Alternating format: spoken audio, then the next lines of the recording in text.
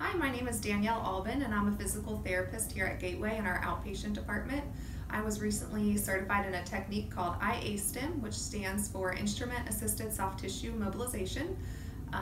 This technique can be used for patients with a variety of different conditions, but the goal is either to activate a muscle, relax a muscle, or improve tissue glide.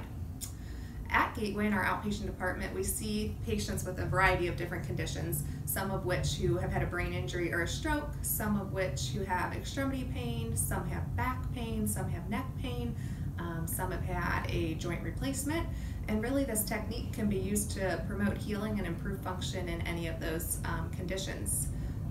The therapist uses the tool at a certain depth and in frequency to activate different mechanoreceptors in the body.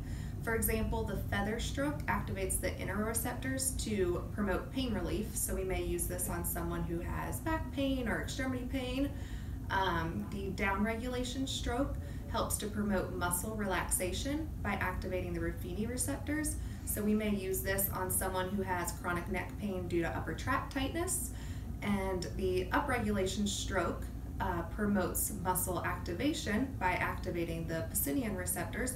So we may use this on someone who has had a stroke in order to activate their hemiparetic muscles.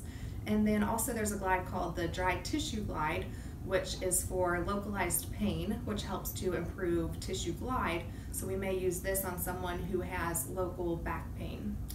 So really this technique is a great adjunct to traditional therapy with most diagnoses, and it can really help to promote healing and improve overall function.